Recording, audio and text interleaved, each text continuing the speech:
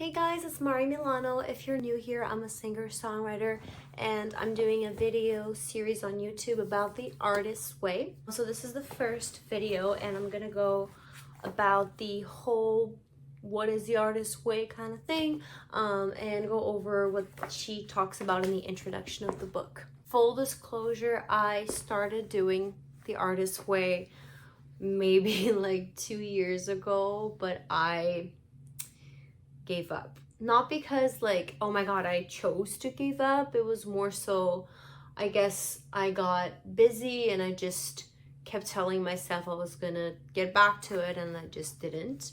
This time, I'm gonna try to be very diligent about it, and that's why I'm making a YouTube series so I can help hold myself accountable. The premise of the artist's way is to get back and nurture your artist's self, your artist child, your artist persona that might feel dormant right now, or just you want to feel in sync with your creative self. So it gives you a series of activities and exercises, some that you need to do daily as a practice for your creativity, and then others where you tackle week by week. So it's basically a process of self-discovery that supposedly is going to lead you to be in contact with your higher creative self. So let's get into it. It's a total of 12 weeks. I'm gonna go over the introduction today. So from the start, she talks about how this is a spiritual journey, but she also warns people in terms of what word choice you're gonna use. So some people say like, oh, the god of creativity, or flow, higher power, universe. So one thing is that it has to feel true to you. So if you don't believe in any sort of higher power, then honestly don't even bother trying to make yourself believe in that. Just sort of go through the process, but without going into that whole belief system if you just don't believe in anything like that. I think in terms of the whole creativity thing, I'm not sure if I can refer to the god of creativity and how the god of creativity and I'm gonna have a relationship. I think for now, since today, I might use the word flow or just creativity as this, maybe as this god, but I don't know if I'll use the word god. She says, do these things and a breakthrough will follow whether you believe in it or not. That we are creations, and we in turn are meant to continue creativity by being creatives ourselves. I think that's really cool. Creativity is God's gift to us. Using our creativity is our gift back to God. I just think those things are really beautiful, and I really haven't thought about creativity that way. We literally create life. Like, we are creative beings. I feel like that's why we feel the sense to be creative, to express ourselves, and to just make things, create things in the world that came from who we are and like who we're growing to be, and the combination of our experiences and opinions and thoughts and explorations. And like, why not? Like, why the hell not? Why not? You want to put a little bit of yourself in the world, right?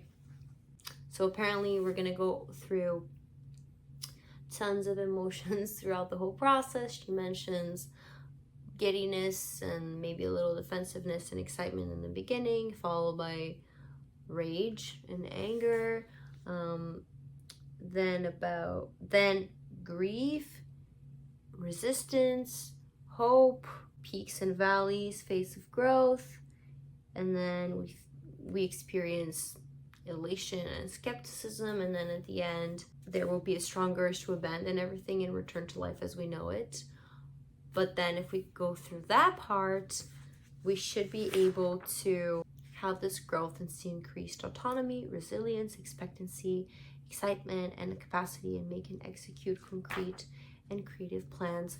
I think it's supposed to really help us heal and really confront our fears and beliefs, like with your chest, like what's holding you back? What do you really want? What do you love about this? Like, what's going on, buddy? And the exercises should help us see the things that sometimes our own introspection in general won't allow us to see. So I'm excited because I know I have tons of like trauma, and like I just know there's stuff built up in here that I need to let it go, and I'm excited with how this whole thing is gonna unfold. She also talks about being creatively blocked, and she says, how do you know? Jealousy is an excellent clue. Artists who you resent, I could do that only if, and as you learn to recognize and protect your inner artist, you'll be able to move beyond the pain and creative constriction. Okay, so for the basic tools, essentially she tells you that you've got to write every single morning, non-negotiable, 3 pages from a journal, just stream of consciousness.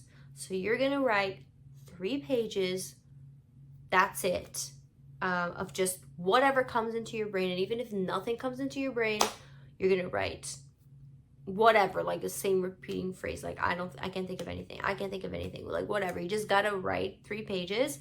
And the point is that you're basically like dumping your anxious thoughts or anything that's just cluttering your brain. And once you eject all of that, supposedly you're gonna be a bit more focused and clear, and you're also gonna notice things about yourself that you probably wouldn't have noticed if you don't do the morning pages. You're not technically supposed to read them right away. Like, you're not supposed to read them like the day after or something. You're supposed to wait a little bit or not read them at all. I don't know, it's up to you. But she says if you're gonna read them like weeks later. The other thing is that you're supposed to go on artist dates. That means you are going to take yourself out on a date every single week to do something that makes you excited. And you're going to think about your creativity as a little child. So basically, you gotta go alone. Like, you can't bring your boyfriend, you can't bring your friends, like you can bring no one but yourself. It's basically like she gives the example of a child that wants to hang out with her parents, or like, I don't know, let's say the parents are divorced and she wants to hang out with her dad, but the dad brings the girlfriend along. It's like, no, I just want time with my dad. Like, it's your kid and you're gonna take care of it, and you're gonna have that one-on-one moment. So you're gonna take your little artist self, your little artist kid, on the date, and you're gonna see what kind of things that makes you feel good. And she said, listen to what your artist child says about these expeditions. For example, oh, I hate this serious stuff. Your artist may exclaim if you persist in taking it only to grown-up places that are culturally edifying and good for it. Listen to that. It's telling you that your art needs to be more playful, needs more playful inflow. A little fun can go a long way, making your work feel more like play. We forget that imagination at play is the heart of all good work. You are likely to find yourself avoiding your artist dates. Recognize this resistance as fear of intimacy, self-intimacy. Haha. Try different things. I don't know. Go to a museum, go watch a movie, go shopping, go to a coffee shop, read something. I don't know. Just go do something, I guess. And I haven't been doing these lately, but you are supposed to make time for it. And I know that everyone's busy, but she says it's important. And I kind of see what she means. Think delight, think fun, do not think duty, do not do what you should do. Do what intrigues you, explore what interests you. Think mystery, not mastery. We have to fill the well, we gotta stock the pond, we gotta keep feeding our brain images, we gotta keep doing things that are stimulating. Like, sometimes, like, let's say you filled your well, like you've been doing in the morning pages, you've been going on your day, so you feel creative, like you have stuff to write about. But then after a while, it's like, oh no, like I feel like I have nothing to write about, and I reached a block. It's because you need to fill the well. It's like You need to be constantly refueling yourself.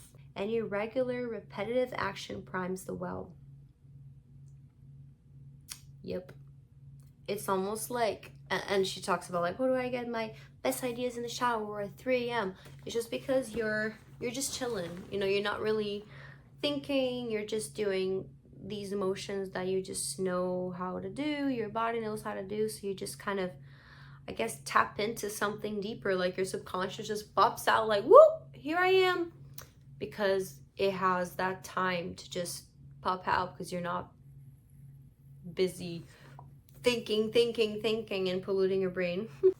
She makes you sign a little contract, and actually I signed this Wednesday, November 9, 2022. So it's like more than 2 years ago. But who cares, honestly? I'm doing it now. So there we go. And she's like, buy a nice notebook for your pages. I'm like, say less. So I bought this. Look how cute it is. That is the Artist Way introduction. And then I'm going to read week 1 this week. And then I'll see if like I read it fast enough and I can like start week 1 in the middle after reading it, or if I have to wait and then start, whatever, I'll come here and update you guys. But I'm excited to see what this journey is gonna bring me. I feel like I'm being really creative in terms of, you know, songs and just my activities in general are creative. I spend a lot of time creating things, but I do think it could fill the well more and actively open up that channel, not just like pouring things out where you have to refill, you gotta restock.